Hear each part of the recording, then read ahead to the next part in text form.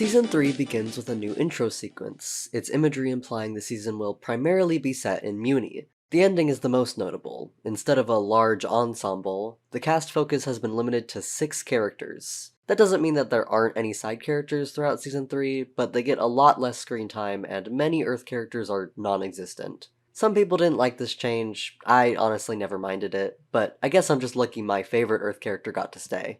Marco is quite reasonably depressed after Star's sudden departure, and Star continues to spy on him while she and her mom travel to a sanctuary where they can revive the High Commission. Unfortunately, the magic Fritz has infected the sanctuary water, preventing anyone from being revived. During an argument on what to do next, it's revealed Toffee was responsible for killing Moon's mother. The B part of this episode is a flashback of young Moon after her mother's death. Her mom was signing a peace treaty when a monster general, Toffee, went against orders and killed her.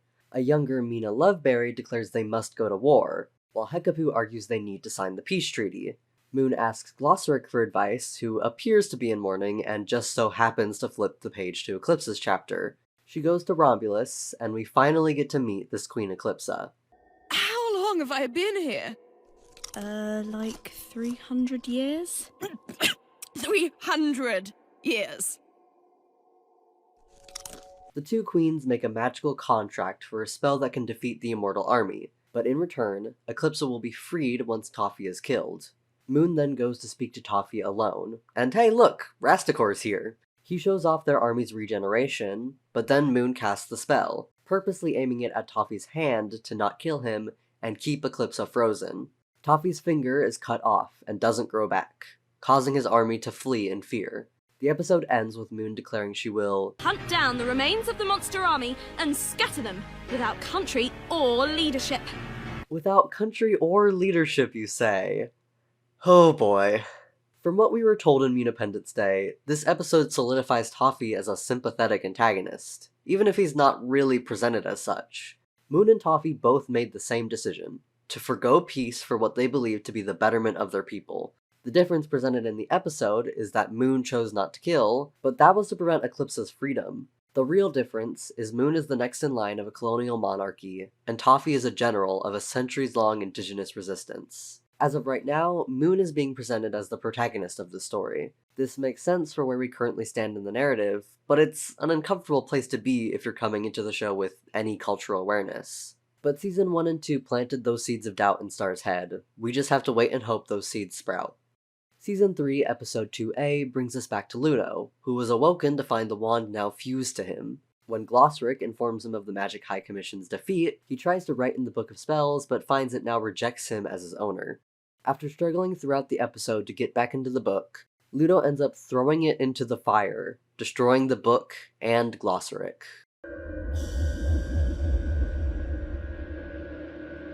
Right. The book was a distraction. We don't need it anymore. We don't need anyone anymore. Butterfly Castle, I'm coming for you. In 2B, Marco uses his dimensional scissors to bring Star her favorite cereal, only to find her dad alone in Butterfly Castle. The episode is mainly about Marco inspiring the king to step up as a leader in Moon's absence, but at the end of the episode, we see Ludo begin his invasion.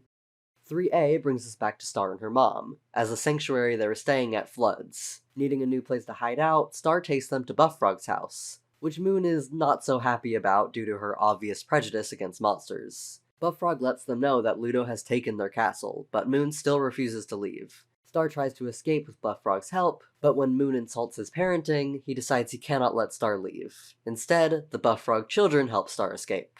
I'll see you after I destroy Toffee.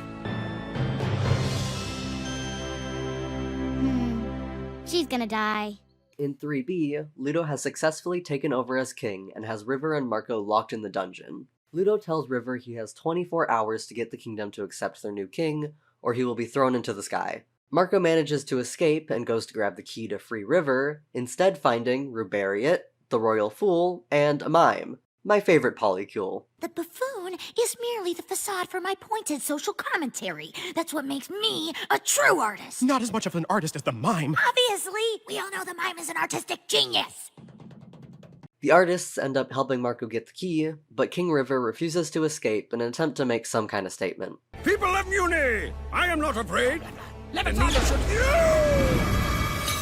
Episode 4, Toffee, is the full-length conclusion to the story arc. Star infiltrates the castle, but quickly gets caught. While Ludo was going to kill her, Toffee tells him to keep her alive, and Star lets Ludo know he's being controlled. In the dungeon, Marco finally gets his reunion with Star, and also quickly gets caught. However, Ludo takes Star and asks her about what she meant. As she explains that Toffee is in the wands, she realizes the whisper spell is probably how he got in there, and decides to perform the spell again, knowing it will cost both her and Ludo's life. So does this mean that everything's back to normal? It's not over yet. What do you mean it's not? Moon and Buffrog rescue Marco just in time for the three of them to see the spell completed. However, instead of the wand destroying them, it puts Star into the magic, where Toffee is. With Star captured, Toffee is able to bargain for his finger, allowing him to reform completely and crush his piece of the wand. Moon tries to kill Toffee with Eclipse's spell, but nothing comes out of Star's wand. As Toffee walks away and Moon and Marco desperately try to put the wand back together, we see Star in the dying magic, trying to find a hint of anything left. She appears to drown, but wakes up to find herself with Glossaric. Glossaric tells her that the soup isn't magic anymore, but when she sees a speck of magic, she dips down, creates her own magic, revives herself in her own delightful butterfly form. Hi, Mom! Hi, sweetie. Don't you look lovely? Where's Toffee? And proceeds to evaporate Toffee. Only I know how this all turns out. It turns out you're dead. Ludo has Star throw him into the void again so he can find himself, and King River returns home on the Eagles. With Toffee finally dead, the episode ends with Moon rushing to make sure Eclipsa is still frozen, a crack forming just as she leaves. So, I still absolutely love this episode. I think it's a great conclusion to this arc. Yes, it doesn't address the colonial elephant in the room, but it makes sense that we're not at that point yet, and Eclipsa the monster lover may be the plot point we need to get that ball rolling. But there is one problem. Toffee really is dead. On the surface, that doesn't really seem like an issue. Toffee's story has been told. But it's more about what Toffee represents, and this will become very clear when we get to the series finale. But as it is here, it's a satisfying conclusion that still leaves plenty for Season 3 to explore. Though if you're like me and wondering how the hell magic actually works and what the hell any of that was, you might have to wait on Season 4 for that one. In Season 3, Episode 5A, Marco returns to Earth and says goodbye to Star once again. River gifts him a cape, and lets him know to call him if he ever wants to become a knight. When Ponyhead discovers Star is keeping Marco's gross hoodie hidden, she sends it to the royal washers. Star spends the episode fighting for it back, but learns that she doesn't need the hoodie because Marco will always be her friend. The hoodie is returned to Marco, who also finds comfort believing it smells like Star. Very cute. Episode 5B begins with a funeral service for Chancellor Lekmet, when Star begins seeing what appears to be Glossaric's ghost. After calling Janna for advice, she realizes Glossaric may be haunting her because she kept a piece of the spellbook found in the Monster Temple. Star tries to bury the piece per Janna's advice, but when it backfires, Janna advises she bury it somewhere sacred. Who was that? No one, shut up. Why do we even hang out with Janna? Star decides to drop it into the magic sanctuary, and after giving him a proper goodbye, it seems to work. Except... I did it! I let him go! I did your balloobally! But... He came back. Globcore. Sure, whatever. Moving on for now. Oh boy, episode 6A. Star and Ponyhead are attending an annual royal dance to celebrate peace between various kingdoms in Muni. Tom and his parents are also invited, and we learn this is where Tom and Star first met. We also learn that Tom's dad is actually Mumin. Hello, Raph Melior. Hi, Dave. Hey. The tradition is that each prince and princess asks each other to dance one by one, but when Tom avoids Star, Star and Ponyhead assume he's trying to make her jealous. Star ends up refusing to dance with Tom in turn, causing him to storm out and their parents to start fighting. Turns out he was trying to give her space, and after some arguing they decide to dance to get their dads to stop fighting. The dance seems to bring back old feelings, and it's implied the two may be getting back together. This is a horrible idea, and I love it. Some people hate this plot point. I think it was a great narrative choice. Star is not only trying to get over Marco, she's also trying to be a better princess for her mom after everything that's happened. So being with Tom again is a safe anchor. It's both good for her kingdom and what she's familiar with. Tom, on the other hand, was making an effort to let go of Star, and is now being rewarded for his efforts by getting Star back. There's absolutely a future in which Star and Tom could have worked as a couple again, but neither of them were there yet. Instead, they're gonna have to learn a harsh lesson together. In 6B, we see Star has been taking care of Glossaryck since his return, as he seems to only be able to say Globgore and is not fully competent. After Glossaryck crashes into the Rose Garden, Star encounters the freed Eclipsa, though she doesn't know it's Eclipsa until Moon and the High Commission come to capture her. Star believes Eclipsa has been treated unfairly, and convinces her mom to give her a fair trial before recrystallization. Eclipsa will stay in her old tower while the trial is prepared, and though Star lets her know she doesn't necessarily trust her, they bond over the Rose Garden. This was a really interesting way to officially introduce Eclipsa. Maybe a bit anticlimactic, but the mysteriously casual energy fits what little of her character we've seen so far. More than anything, this episode demonstrates where Star is at in her character growth. She's taking steps as a leader, and she's questioning things. Eclipsa is simply the next step she needs to push that thought process further. In episode 7A, Star learns that Tom is getting something called a demonsism. She tries to talk him out of it, as Ponyhead's ex-boyfriend Seahorse received one and lost all personality, but Tom believes this is the only way he can improve himself, and goes through with the procedure. When Star realizes there is nothing she can do to stop it, she chooses to comfort Tom instead. Tom, it's okay. I'm here. I'm right here. After the procedure, Tom learns he would have to go through thousands more painful demonsisms to get rid of the demon soul thingies inside him, so he decides this isn't what's right for him. Moral of the story, Tom doesn't need to hurt himself to improve as a person, and Star needs to trust Tom to make his own decisions. But the episode implies these souls are the cause of Tom's anger issues, which is disappointing to me. It was implied literally just 2 episodes ago that he picked up his anger issues from his Mumin father, and I think that's much more compelling than some biological demon stuff having anything to do with it. Regardless, I like the exploration of their characters in this episode. By the end, Star and Tom are officially going out. Episode 7B, Sophomore Slump, brings us back to Marco on Earth. Mrs. Diaz is concerned that Marco is still wearing the cape, having a hard time readjusting back to Earth. Ferguson and Alfonso get their first talking role in forever, only to get annoyed and leave when Marco won't stop talking about Muni. When Jackie lets him know that he is kind of being self-absorbed, he promises to make it up to her and take her on a date. The date goes well, until Jackie discovers he's still wearing his cape underneath his hoodie. Jackie tells him he shouldn't be forcing himself to stay in Echo Creek for her sake. I want to make this work. You're my best friend, Jackie. Oh, Marco. We both know that's not true.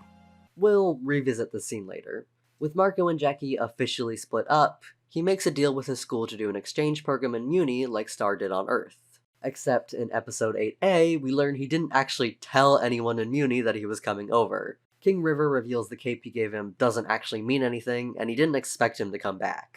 Star agrees to set him up as a squire for the Royal Washer Knight, though it's clear she's not very happy he decided to show up out of nowhere. When Marco points out how far away he'll be from her all the way in the basement, she gets angry and storms off. She ends up venting her frustrations to Eclipsa, who lets her know the laundry room is the most dangerous place to be a squire. She finds Marco in the lint catcher, and they're able to bond over fighting a giant lint monster together, like old times. Star says that a lot has changed since he left, and it's hard to let him back in so suddenly, but she genuinely does want him around again, so she makes him a room in the castle and declares Marco to be her squire. At least for now, they're back to being best friends.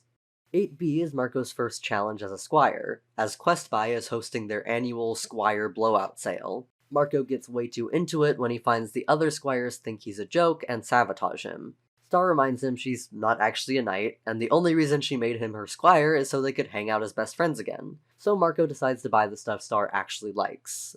In episode 9A, Marco is invited back to St. O's to be given an honorary degree, but he's filled with guilt over the fact he's been lying about being a princess. He plans to tell them the truth, but forgets very quickly from the hero worship. In honor of the one princess who changed our lives, we dedicate this to you! I'm so beautiful. Again, do I need to say anything?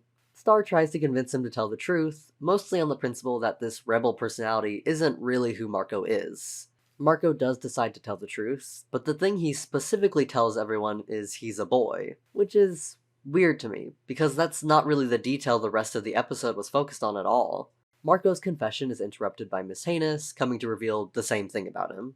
The princesses decide they don't care if Marco's a boy, that his message of being proud of who you are still stands. And the end of the episode reveals Miss Heinous was using the princesses at the school for some kind of eternal youth juice or whatever.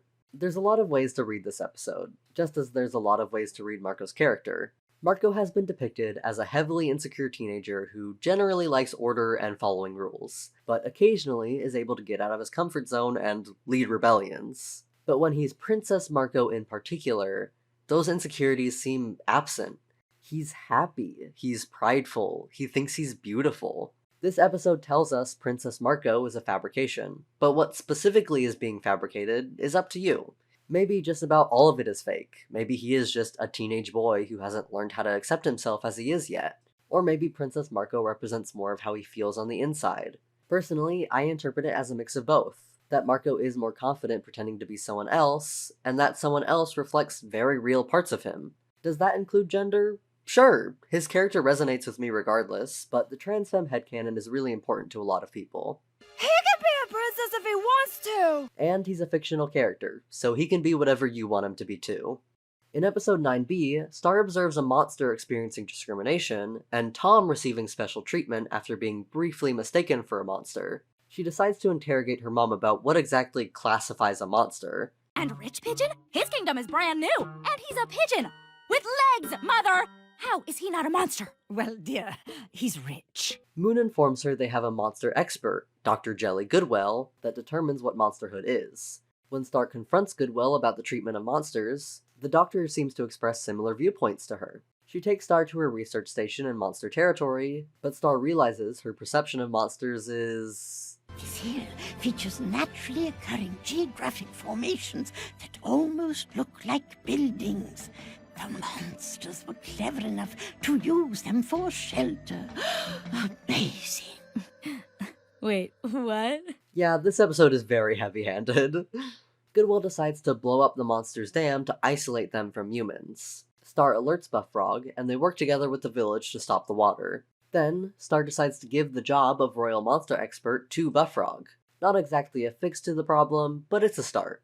I don't particularly feel qualified to critique this episode, but it seems to be a fairly accurate depiction of ways Indigenous people have been segregated and dehumanized. We've already talked about the dangers of using monsters to depict this, but I think it helps a bit that they started the episode questioning what the actual distinction is. Most species on Muni are monstrous in some way, and Star is realizing the classification of monsters is more socio-political than biological. I don't know if it's perfect, but I like what they're trying to do. Let's just once again hope they stick the landing.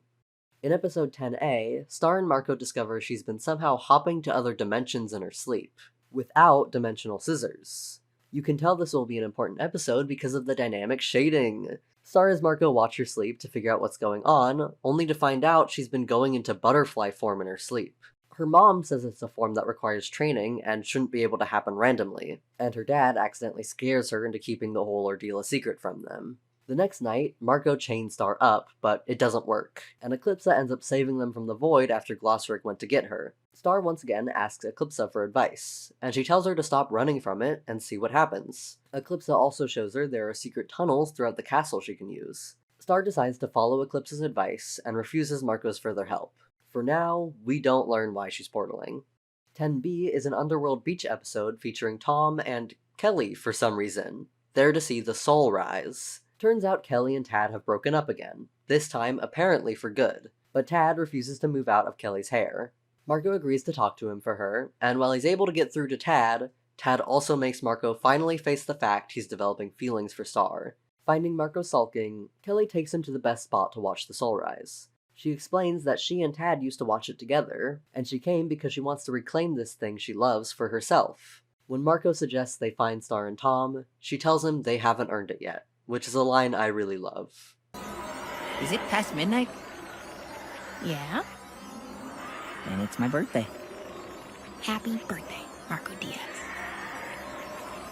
I like this episode, but I do wish they established Kelly better as a character before this. Kelly's only narrative purpose after this is this emotional support friend / alternative love interest for Marco while he deals with his feelings for Star. I would much rather have an established character fulfill this role so it doesn't feel like that's all they are to the plot. But what little we do get of Kelly, I do enjoy her character a lot.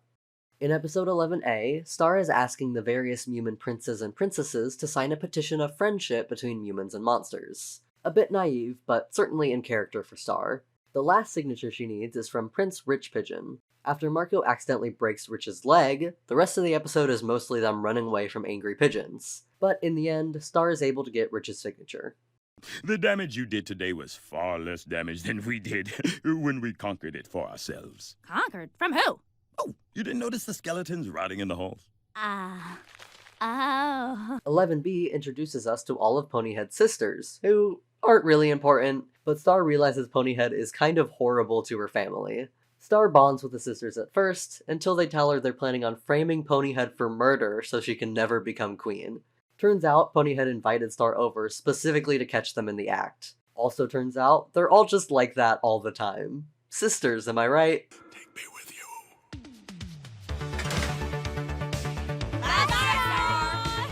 In episode 12A, Marco is secretly helping Hekapoo close Star's sleep portals across the dimensions, though he's having trouble balancing that and his squire duties. Hekapoo finds a pattern to the new portals and is planning to stop it for good, but Marco, addicted to doing these jobs with Hekapoo, tries to stop them. Hekapoo is able to stop the harpoon once she realizes it's Star, thanks to the weird, uncomfortable relationship these two have. Pretty please, H-Boo. Oh, you know I can't resist your adult voice! Hekapoo agrees not to report this to the High Commission, but she is done working with him. Marco explains the situation to Star and shows her the map Hekapoo created. Thankfully, we don't have to wait to continue this mystery. 12B begins with Star catching Janna up on her magical plight. She wants Janna to hypnotize her to stay asleep so she can reach whatever location she's been trying to get to. She connects her phone camera to her mirror so they can watch her journey, but the camera disconnects when she finally finds the portal her sleep form has been leading her to.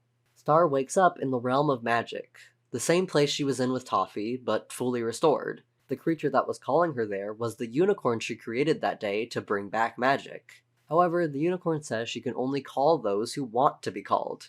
I don't think we ever learn what that means, but let me know if I'm missing something here. The magic starts to affect Star's head, making her lose her memories. Unable to use his scissors since they don't know where she is, Marco picks up Star's wand. Nothing happened.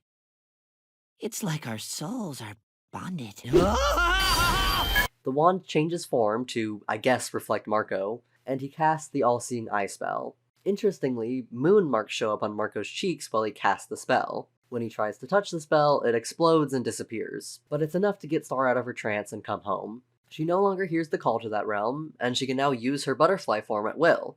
And that's it. Let's talk about those moon markings, cause that's weird, isn't it?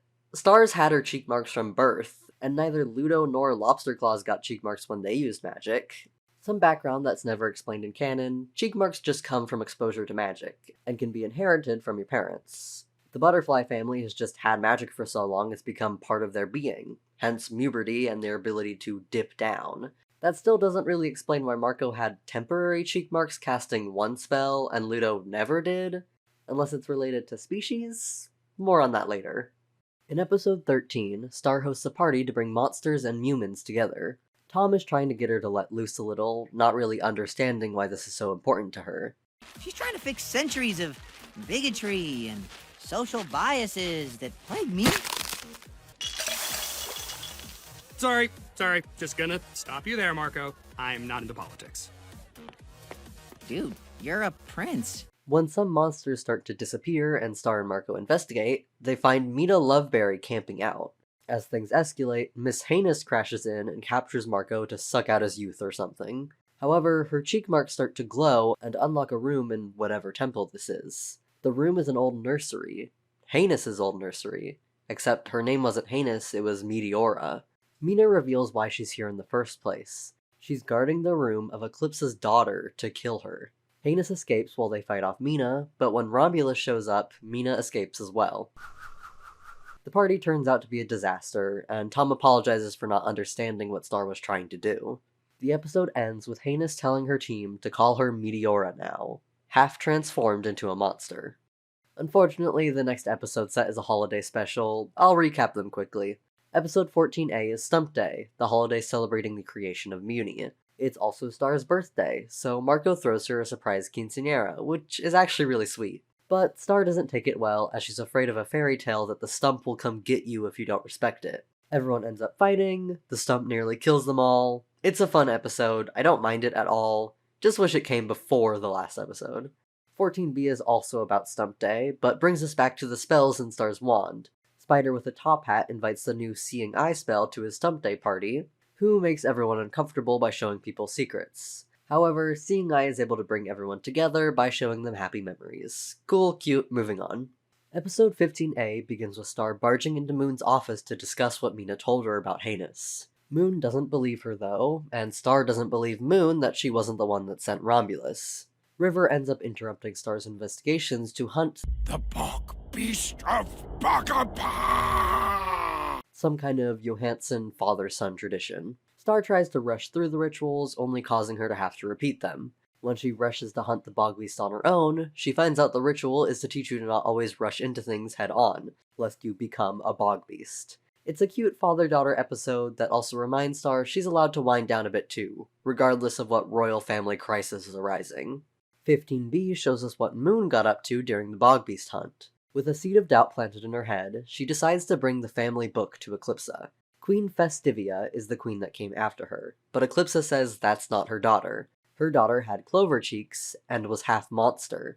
She tells Moon the archive and the bureaucracy of magic would hold the truth, and with some convincing, Moon agrees to sneak in and find it with her. We learn Eclipsa never learned to do magic without a wand, and when they find the scroll that should hold her daughter's information, they see Meteora has been removed entirely. She lets Eclipsa know her daughter may well be alive, and Star meets back up with them after her bog beast trial. Episode 16A finally brings us to Eclipsa's trial. Eclipsa requests a trial by box, aka the same truth box Pony had brought to play with that one time. While Eclipsa tells the truth to all the questions, she's deemed evil for her actions of writing the dark chapter of the spellbook and running away to elope with a monster. However, since Eclipsa is technically still part of the High Commission, she gets to ask a question.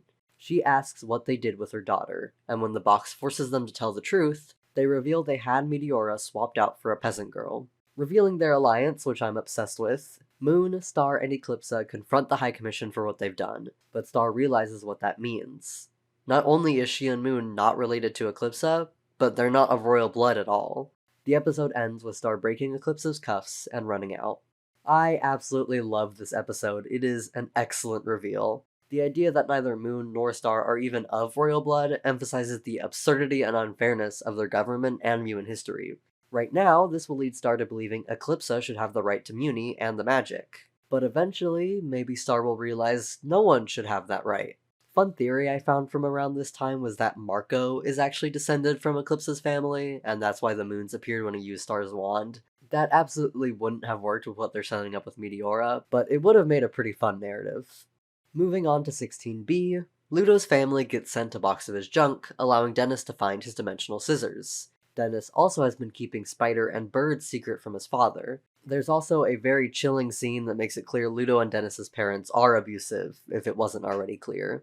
After opening a bunch of random portals, Dennis is able to find Ludo, who has made a replica of their house and fake parents to go with it. Dennis tries to convince him to come home, to no avail.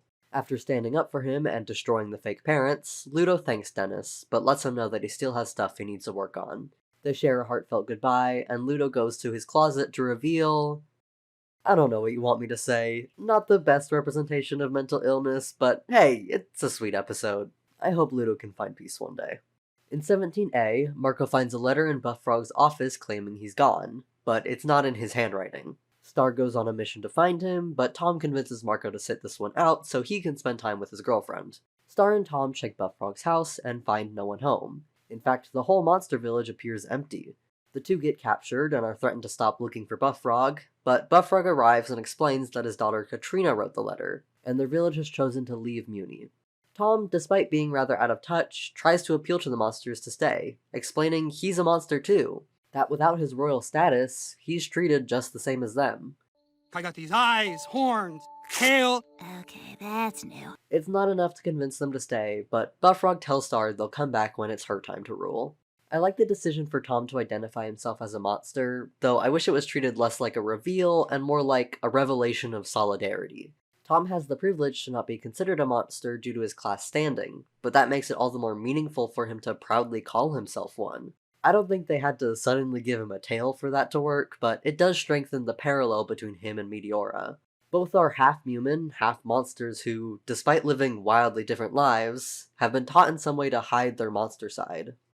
In 17B, Marco visits his parents and finds out he's going to have a little brother. When Marco realizes he didn't get a gift for the baby shower, Star takes him to get his portrait done so he can be with his family even when he's not. The magic painter makes him take a personality test, but when Marco rushes through it, the painting turns out terrible and Marco starts to morph into it. The Diazes try to fill out a new test for him, but Star makes them realize they don't know Marco as well as they think. Star fills out the test, Marco goes back to normal, and he promises to visit more.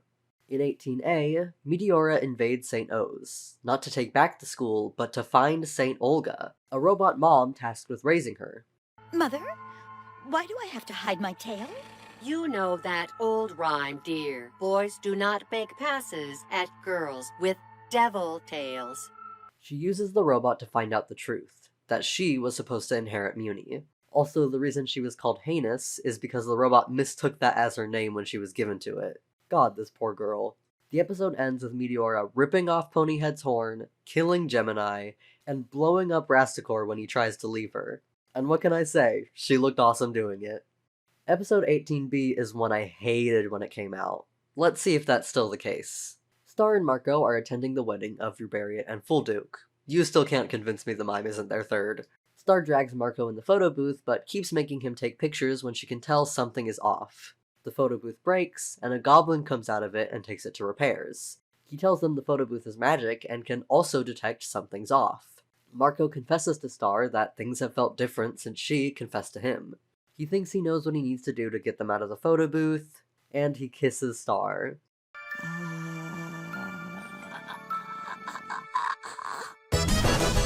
Congratulations! 3 cheers for the happy new couple! The goblin reveals that it wasn't magic at all, that he just thought they needed a little push. Marco regrets it immediately and apologizes, and Star forgives him, but is certainly distraught. The episode ends with Ponyhead calling Star for help, a convenient distraction. I was fully expecting to still hate this episode, but I don't. I think it's hilarious that's how they decided to have Marco confess. It's a mess, and I wouldn't have it any other way. I can understand if people don't like it, it's certainly an uncomfortable situation, but it sets up some future scenes well and continues the exploration of agency, or lack of it, in Star and Marco's relationship. More on that later. Side note, when Star picks up the photos at the end of the episode, there's a shot where we see the glowing moon cheeks on Marco. That certainly implies they have something to do with the blood moon or his connection to Star, but we'll also address that later. Episode 19A is mostly about Ponyhead sulking over her lost horn and Star trying to cheer her up. The details aren't important, she gets an artificial horn at the end of the episode and nothing changes. It's kinda pointless. In 19B, Moon and Eclipsa are following Meteora's trail, trying to find her before anyone else does. They find out Meteora has been consuming people's souls, the same thing Toffee did to the High Commission at the end of Season 2, and is growing bigger because of it. Eclipsa tries to appeal to her daughter. What should I call you? Baby Smooth. Okay. But she refuses to give up her right to the Mumin throne. When Moon tries to stop her, and looks like she aims to kill, Eclipsa gets in the way. The last thing we see is Moon, soul half taken, fleeing to the magic dimension, and Meteora escaping. Season 3 gets 2 full-length finale episodes, and oh, this is where the show really starts to rewire my brain. Star is made acting queen while Moon is missing, and Eclipsa worries what she's going to do to her daughter. Star meets with the council to figure out what to do, but kicks out the High Commission. Unfortunately, no one is able to come up with an idea to take down Meteora. Sir Musselton! What's up, baby girl? What did you call me? I think I called you... baby girl. Even Mina has already failed. Marco pleads for Star to send him, and proves his skills by taking on her spells. Star reluctantly agrees. The plan: Marco will do whatever he can to keep Meteora from reaching the castle, and Star will try to get her mom back from the magic dimension. While Star tries to keep her resolve in the magic, Marco takes a team of the strongest people he knows and devises a plan to trap Meteora, using himself as bait. Before the battle, Tom shows Marco his support, and they have a heart-to-heart. Marco puts on his princess dress to act as bait, which was definitely unnecessary, but we love to see it. The plan is successful at first, but Meteora easily brushes away the fire Tom traps her in. Star's able to find her mom, but quickly starts to lose herself to the magic, and the battle continues to get worse on Marco's end. In episode 21, while Star and Moon mindlessly explore the magic realm, they find geysers that lead to other dimensions. One of them leads to the sanctuary, and another to wherever this is. As they're exploring, the firstborn unicorn finds them and sends them back home. On Marco's side of things, he's able to come up with a new plan, ending with Tom trapping her underground. Naturally, Meteora escapes this plan too, leaving everyone except Tom and Marco without their souls. Marco tells Tom to go warn Star while he buys time. Whoa, whoa, whoa, whoa! I'm not leaving you! You're my best friend. I kissed Star. Interesting choice of words there, Tom. You know Marco and Kelly basically never interact in this finale? Tom appears to leave, but just as Marco is about to have his soul taken, he leaps in front of him. Which is a really bad idea, considering Tom has thousands of souls for her to grow power from. They're able to escape her grasp, and Marco tells Tom to run. Star wakes up in her bed, but for whatever reason, Moon wasn't sent back to the castle. Tom just barely makes it back to the castle, and Marco's soul has been taken. Star tries to take him to the magic sanctuary, but she doesn't know how to get it to appear like her mom does. Tom tries to convince her to come hide out in the underworld with him, but she decides to stay and fight with her people. And Tom follows her, but gets knocked out for it. Star and Meteora have a very fun to watch fight.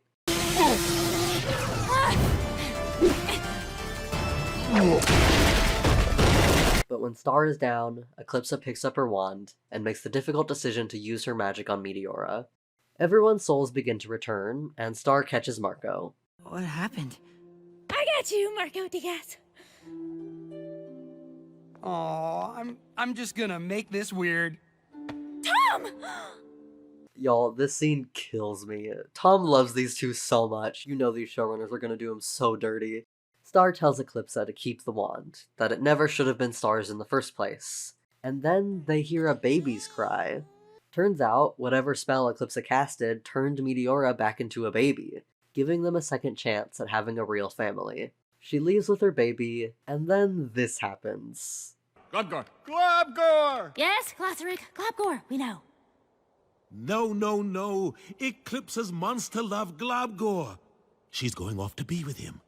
I've been trying to tell you for months.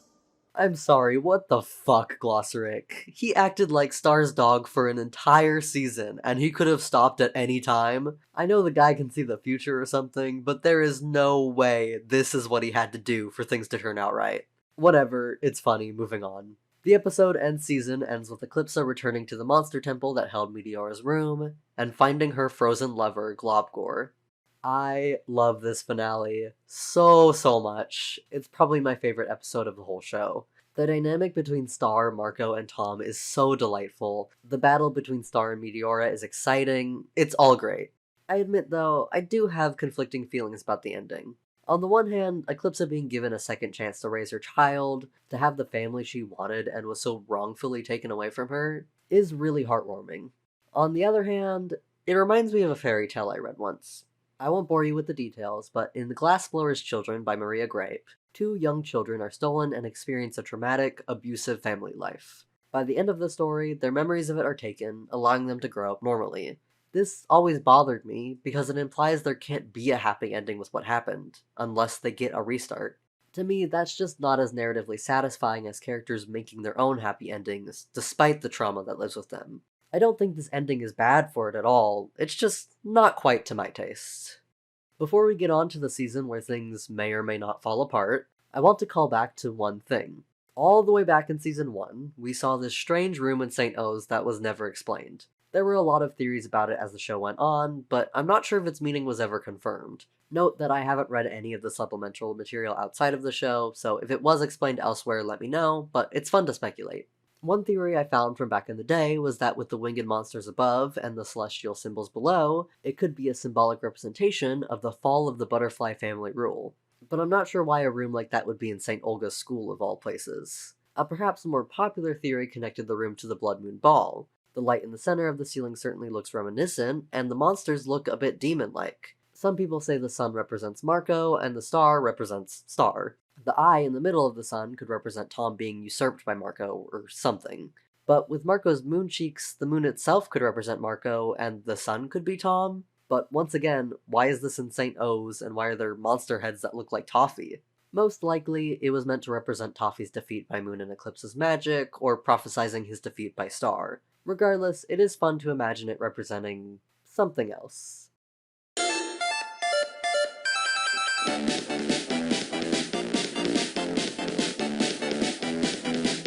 In Season 4, Episode 1, Star, Marco, and River have been searching all across Muni for Moon with no luck, until they see a shirt from the Pie Carnival with Moon's face on it. The gang finds the carnival is filled with humans who idolize Queen Moon and hate Star for giving up the kingdom to Eclipsa.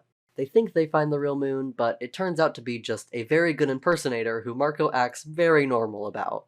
This is the most flawless contouring I've ever seen. I used my new luminizer to highlight my cheekbones. Sometimes Turdina likes to highlight with glitter. I like to use glitter on my eyelids to make them pop. Sometimes I'll put a little bronzer on. Marco convinces Star to head home for now, and we see Eclipsa has made a new, monster-friendly capital around the Monster Temple, as Butterfly Castle is in ruins. Star asks Glossaric for help, trying to figure out what happened in the magic dimension. He suggests that Star going to the magic dimension at all, including when she had to stop Toffee, was maybe a mistake. Another seed planted. Since Star can't even find Moon with the Seeing Eye spell, Eclipsa suggests Marco have a talk with her about the unfortunate truth. However, Star refuses to believe they won't find her. See, Star has been carrying this photo of her and Marco on a beach day since the end of Season 2, and she reveals to Marco it's a picture from the future gifted to her by Father Time. She believes she wouldn't be that happy in the photo if she couldn't find her mom. At the end of the episode, Star looks at the pie Marco brought home and realizes the crust is made exactly how Moon used to make it, giving her a new lead. In Episode 2, Star continues her search for Moon on Pie Island. River warns that pie folk are known for thievery and swindling. After they almost get sold into slavery, Full Duke saves the day, as she's actually from here. Unfortunately, she reveals to Star that pie crust design is a pie folk tradition. She begins to leave, but when she and River smell a familiar scent, unlike Full Duke's pies, they head into the volcano and finally find Moon. Star sneaks in and confirms Moon has lost her memory. So she decides to kidnap her, murdering at least one person in the process. The kidnapping fails, and it's revealed Queen Festivia, the butterfly who replaced Meteora, was pie folk, hence why Moon likely ended up here in the first place. Moon refuses to leave at first, but when she and Star share a song she can remember, she changes her mind. Moon still doesn't have her memories, but she believes Star. In Episode 3A, we see Moon is slowly regaining her memory, and is so far not mad about what Star has done since she was gone. However, Star does not tell her about Eclipsa trying to free her monster husband. Eclipse is happy to see Moon's okay, and apologizes for what happened when they fought Meteora. Not that Moon remembers. Of course, Moon does end up finding Globgor on her own, and acts surprisingly understanding. For once, it feels to Star that everything is going right. But when Moon and River leave the table, she tells Star she still doesn't trust Eclipsa, though she accepts the decision Star made as queen. Her and River decide they're going to spend some time away, and Star makes the difficult decision to stay and help Eclipsa. In 3B, Star tries to set up her beach day with Tom and Marco, only to find Eclipsa got in a heated argument with Romulus about freeing Globgor and accidentally fucked him up. Star is able to fix it, but the two still obviously don't get along. Eclipsa confirms the rumors about Globgor eating humans is true, at least before they started dating, which is a detail that bothers me. At the beginning of Season 3, it was implied monsters eating humans was a complete myth. I know they're trying to make Globgor more menacing, but there were other ways to bring his morality into question without confirming a stereotype. After more arguing, Eclipsa ends up switching bodies with Romulus to unfreeze Globgor. Star convinces her this is not the way to get what she wants, and that the kingdom and Star will never trust her this way. Eclipsa says she'll put the kingdom first from now on, and Tom and Marco cheer Star up by setting up an at-home beach day. Episode 4A begins with Star bringing her and Marco's room to the new temple. Oh, the new line of Princess Turdina merch! Let's dismantle the patriarchy! Fun fact, the Princess Marco doll in this scene was trans flag colored in the storyboard. Very cute, and unfortunate that it was changed. Marco then receives a ransomgram letting him know Nacho, his dragon cycle from the Never Zone, has been taken, so he and Star have to head into Hekapu's dimension to save it. All the Never Zone dimension stuff makes me vaguely uncomfortable, so I'm not a huge fan of this episode, but hey, bisexual Star Butterfly confirmed? Who's next? Can I be next? Long story short, Nachos is saved, and Marco spends another few years/minutes in the Never Zone. Moving on.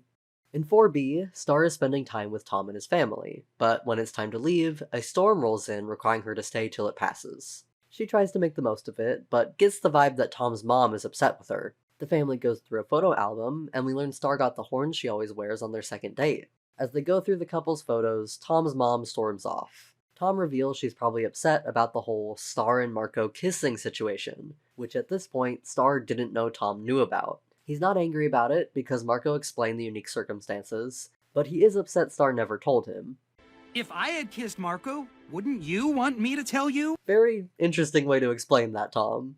Star tries to leave as per usual, which causes Tom to get swept up in the storm. When Tom's mom sees Star risk her life to save her son, she forgives her, and the storm that was actually caused by her emotions fades away. I love this episode, it's cute.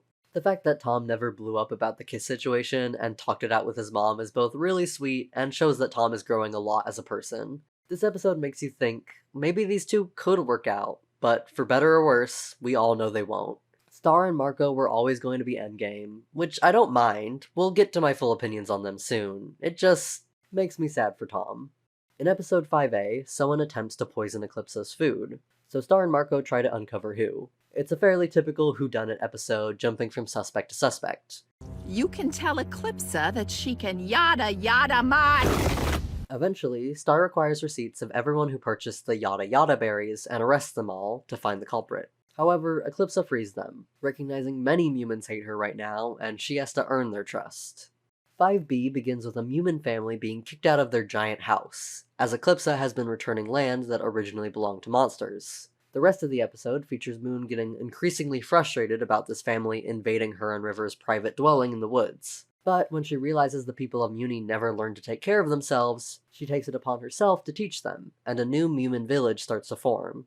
This episode may demonstrate a flawed perception of the land back movement, but I don't think that was the intention, especially since sovereignty still belongs to the Mumin monarchy, not monsters. The emphasis on how ridiculous it was for the humans to be living in that giant house, and that they never learned basic survival, points more towards a critique of this monarchical government.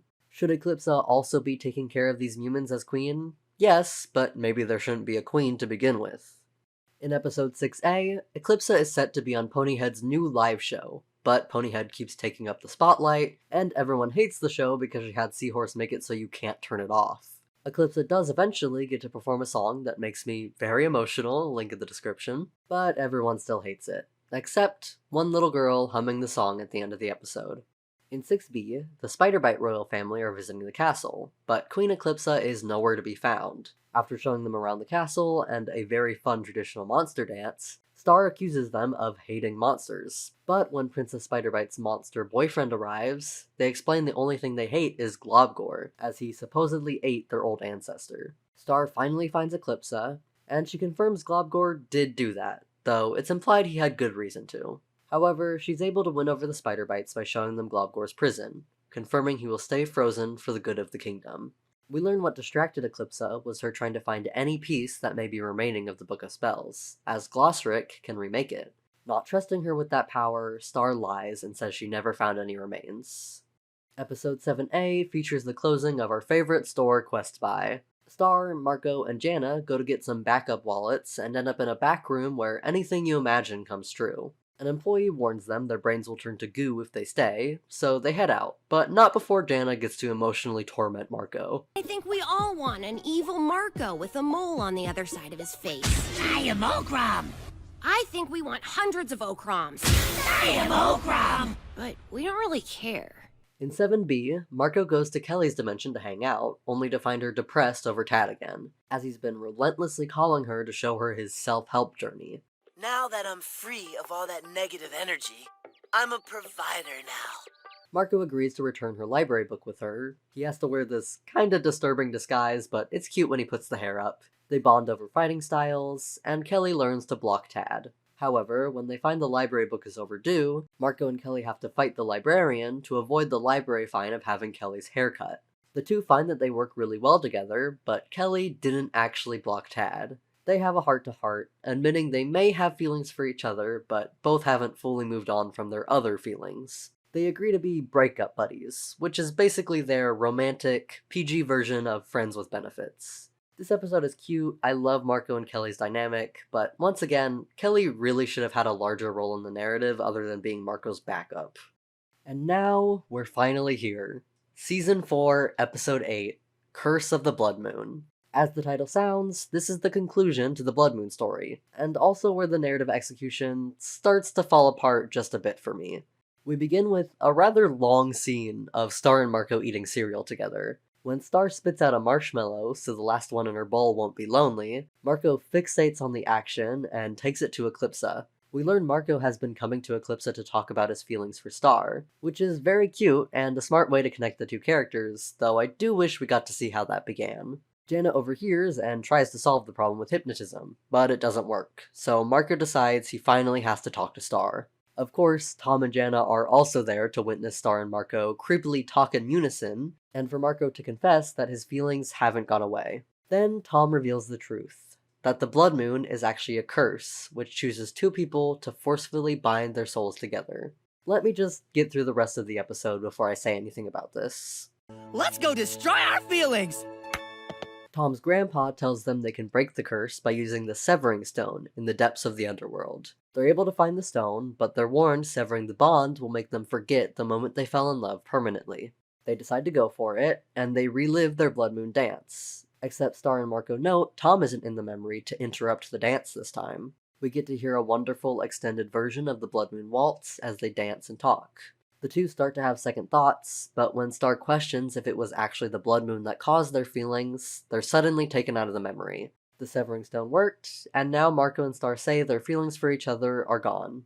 Oh, well now things are only a little awkward. Instead of very awkward, which it was, for like a year. God, I felt so much guilt. So what about this episode do I not like? Well, not actually that much. Most of my problems aren't in the episode itself. The ending is excellent. I love how abrupt and off it feels. What if it was never the Blood Moon? One complaint I do have is Tom knowing it was a curse and being silently guilty this whole time. I feel it would make more sense if Tom's knowledge of the Blood Moon was limited, or the idea of it being a curse didn't occur to him. Placing this heavy guilt on him just distracts from the weight we've seen it placed on Marco in particular. If anyone should be laced with guilt over not addressing the Blood Moon, it's him. But obviously, something more is wrong here. I've felt dissatisfied with the Blood Moon plot for over 5 years now. What gives? Well, let's figure it out together. Here's the deal. I have spent every year for the last 6 years analyzing my thoughts on the show. When I hear people talk about Starverses, they never quite capture the same problems I have with the ending. The way I had to figure out what exactly my problems are with Season 4 execution was to write 100 different ways the show could have ended in my head. And because I love the Blood Moon Ball so much, a lot of those rewrites involved it. Let's get a disclaimer out of the way. This isn't about shipping. Well, it kind of is, especially one possibility I'll present, but that's never been my main focus. Part of my 6-year analysis on the show has been figuring out how I feel about Star and Marco's relationship, but the main conclusion I've come to these days is, I don't actually care. It doesn't really matter to me if they're romantic, platonic, whatever. I enjoy the dynamics they have, and I think they can work in any which way. What I care about most is narrative satisfaction, and Season 4's execution of Star and Marco's relationship didn't quite do it for me. I'm about to present to you a few different ways the Blood Moon plot could have gone differently. Some have Starco, some don't. Just keep an open mind with me regardless of how you feel about different ships. Let's start with the simplest. What if the Blood Moon really was just destiny? No curses involved. I find this to be the least interesting possibility, but still one that could have been satisfying to see play out. I mean, one of the main things I like about the Blood Moon is the aesthetics, so I wouldn't mind just a simple soulmate trope with a fun vibe to it. But it's kinda boring, it doesn't make you think, and what I love about Starverses is how much it makes you think for a kid's show. Sticking with the Blood Moon as destiny for a moment, what if it wasn't inherently romantic? There's a lot you can do by turning a typically romantic trope into something not romantic. Think Frozen's subversion of the true love's kiss trope. From the very beginning, Starverses recognized the importance of platonic and familial relationships. It could have been really interesting if they explored that even further by making you think Starco is endgame, only for them to never get together that way. That does leave the risk of people left unsatisfied, thinking the showrunner set something up that never went anywhere, but with more purposeful execution, that could be avoided. Maybe they do get together at some point, only to realize that's not what their relationship is. Or perhaps everyone keeps pushing them together, and they make the active choice to defy expectations and remain best friends? This is where we start to capture what I really want out of the Blood Moon and their relationship. Throughout the whole show, character agency is always in question. Star has no choice in her future to queenhood, and we see her struggling with the fact in a few different ways. She tries to run away from it, then claim it as her own in Season 2, she tries to fit into the mold and do what she's expected of her in Season 3, and then, when she finally is queen for a moment, she gives the power away to the person she thinks deserves it more. Meanwhile, Eclipse's agency was taken away from her entirely, and now that she has some of it back, she still has to sacrifice it for the good of the kingdom. Let's present two more possibilities with this framing. One is that the Blood Moon is a curse that they break, and Marco and Star remain best friends afterwards. I love this option because it expands the conversation on agency to a meta-narrative on character agency. Both within the show and outside of it, Star and Marco are constantly being pushed together, assumed to be in love by their friends and family. When they do have feelings for each other, they both hate it. That could very well be interpreted as them just dealing with the woes of falling in love with your best friend, but what if it was more than that? We see how the Blood Moon haunts Marco, how it threatens his agency. Wouldn't it be cool if that represented something more? I love when media takes genre expectations and twists them to show a new perspective.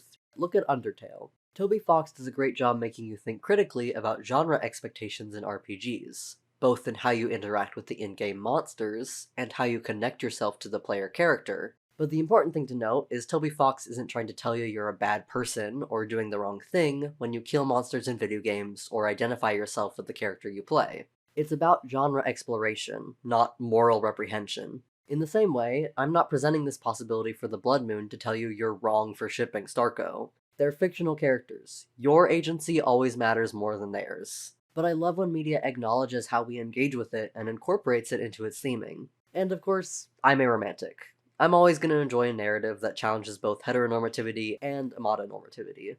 But look, we can still have a narrative that addresses agency and has Starco together romantically. What if the Blood Moon curse breaks, but Marco and Star choose to be together anyway? Some people will tell you this is what happens in canon, and yes, but there are subtle changes I would want to make that intention land better. Most of them occur after this episode, so we'll revisit them. But I think I'd rewrite the conversation Star and Marco have at the end of this episode.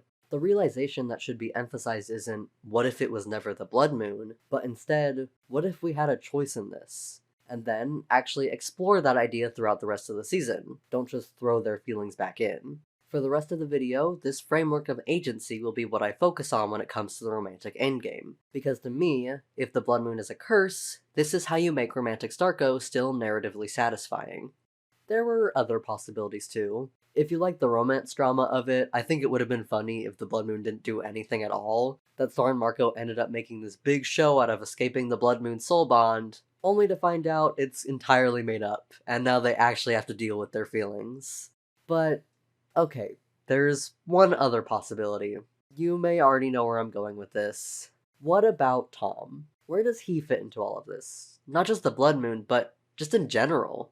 Making Tom into such a prominent character in Season 3 was an interesting choice. At first, it seems he's just there to explore Star's current character state and add this messy love triangle. But unlike Kelly, Tom is given more to do in the narrative. He emphasizes his identity as a monster. He becomes Marco's best friend and fights alongside him. Star and Marco still get their own episodes together, but slowly, Tom becomes this unofficial third protagonist, who's destined to be pushed away in the end to make room for Endgame Starco. And it's just, some of the decisions they make about Tom feel too intentional. Maybe they were just trying to pander to the three most popular ships, Starco, Tomco, and Tomstar, but in doing so, they give the three of them a lot more chemistry together than the typical love triangle has. I'm not saying that chemistry needs to be romantic, though there are certain things we haven't gotten to yet that make it hard to perceive otherwise, but the three of them have become really close, and this episode puts a strange amount of attention on Tom's role in the Blood Moon, from focusing on his guilt to having Star and Marco point out Tom's absence from the dance scene. I'm not the first to point any of this out. People have been saying Tom was technically in the Blood Moon's light too, probably since that episode came out, or theorizing the room in St. Olga's represents Star, Tom, and Marco. But it's not just that. It's Love Sentence. It's Tom's devotion to the two in the season 3 finale. It's Tom's entire way of addressing Star and Marco's weird thing. This show was always supposed to be about Star and Marco, and that makes Tom's place in it all the more fascinating and tragic to me. And once again, brings into question fate and character agency. I'm not of the group that thinks Stomko 100% would have fixed the show, but the three of them do mean a lot to me, and it would have been cool to see something more done with that in the finale, platonic or romantic. I do have a bit more to say on this, but we need to actually get through the whole show first, so let's move on. Season 4, Episode 9A is our final Ludo episode, which I actually forgot about. It begins with Ludo in an alternate dimension of some kind, playing out the events of Bon Bon the Birthday Clown. Ludo loses and gets sent back to his home in space to a surprise visit from Dennis. Dennis reveals he has bought Ludo's old castle. He wants to rebuild and live with Ludo, and he's hired some of Ludo's old henchmen to help. This is not helpful to Ludo's recovery, and the two find out Dennis accidentally signed away their entire family fortune. Just as we think Ludo is returning to his wand-stealing ways, he instead takes back the deed to their castle by killing a man, and moves in all of his siblings to free them from their abusive parents. A very sweet ending for Ludo's family. In 9B, Moon is still teaching the humans moving out in the woods how to live on their own, though River tries to convince her she doesn't need to take on this role anymore. She decides to go back to Butterfly Castle to collect her day planner, but instead finds Mina Loveberry, who's protecting the castle by scaring looters away. Mina shows Moon that she's been fixing up the Queen murals, Queen Solaria the Monster Carvers in particular, aka Eclipse's mother. Mina wants to dethrone Eclipsa by bringing back the Solarian program, in which Solaria took regular humans and turns them into magical super soldiers, Mina being the only Solarian left. Moon refuses her offer and tells her she can be more than what she was created to be. There's that theme of agency coming to play again. But Mina declares she will always be a soldier, and continue to fight for as long as there are enemies to humans. In the end, Moon decides River was right. She gives the planner to the townsfolk, and she decides Eclipsa will have to deal with Mina on her own. In episode 10A, Star invites Buffrog to the first Monster-Mumin integrated cornball game to try and convince him to come back to Muni. We also see Buffrog's children have fully surpassed Tadpole stage. While all the adults end up fighting, the kids organize their own integrated game. Buffrog decides to move back to Muni so his kids can play cornball, and expresses hope for the next generation. Our generation is garbage, but the little ones, they might turn out okay. It's a cute message, though it's always bothered me that it presents the problem being on both sides. Like, yeah, the adults don't get along, that's a shame, but monsters have only just started to get equal rights with loud human pushback. I think their resentment is a bit more earned. In 10B, we learn Glossaric has started very early in teaching Meteora magic, which, knowing him, he probably has a reason to do so. His next lesson requires them to go back in time, but when they can't find Father Time, Glossaric has to use the River of Time. He tells the ferryman, Reynaldo, to take them to the Age of Butterflies. Reynaldo used to be a member of the High Commission, meaning he was created by Glossaric, but he was kicked off for being annoying. Bye, Dad. Reynaldo brings them to the first settlers of Muni, who have just arrived from, seemingly, the magic dimension, and don't remember who they are. Glossaric tells them they're the first settlers, then he takes Meteora's rattle, creates a unicorn from the Sea of Magic, and creates the wand for these new minions. There are so many paradoxes here at once, it's great. But the most important question here, where did these settlers come from? And where did the magic come from? I mean, it's just in the sea here. Was it always in its own dimension, or was that created after these events? Glossaric then goes forward to when Toffee was first training his soldiers. He has Toffee nearly break his other arm to get Meteora to dip down. Once again, it's Glossaric, he probably has his reasons, but baffling episode, I love it. You know, I think magic's in pretty good hands. Episode 11A begins with Marco being knighted for his efforts fighting Meteora. Star makes him a real cape to celebrate. However, when Marco is immediately asked to choose a lifelong post, he decides to quit knighthood, telling Star he can't stay on Muni forever. The other knights kidnap him and try to force him into a lifelong post, but Marco tries to convince them there's more to life than being stuck doing one thing forever. Marco beats them all up when they threaten to burn his cape, and at the end of the episode, he cheers up Star, letting her know their adventures won't end when he leaves, and gives her a cape of her own. I'm realizing my memory of Season 4 episodes is not very strong, so this one was a pleasant surprise. It's very cute, and shows Marco has grown a lot when it comes to thinking about his future. In 11B, Eclipsa is queen-napped by a group calling themselves the Inner Circle, who demand 1,000 pounds of gold as ransom. The Queen Nappers take the group on a wild goose chase, and Ponyhead spends the whole time live streaming and being annoying. Fast forwarding, turns out the whole thing was orchestrated by Ponyhead to make Eclipsa more popular, and it actually works. Sure, whatever, moving on. Episode 12A is a Janna and Tom-centric episode, which means at the very least, I'm gonna have some fun. Janna takes Tom to explore so he can develop more of a life away from his girlfriend. And Janna does what she does best: emotional torment. However, Janna had ulterior motives for inviting Tom. She wants him to blast a crow out of the sky who keeps stealing her sledding materials. Is this why you brought me here today? To blast a harmless bird? We all have a purpose, Tom. Ouch. When Janna throws his phone into the big boot, now he has reason to help Janna fight the bird. Meanwhile, Eclipsa and Star are stuck in a meeting, where the High Commission tells them someone is using powerful old magic that has never been used by any living queen in the Monster Temple.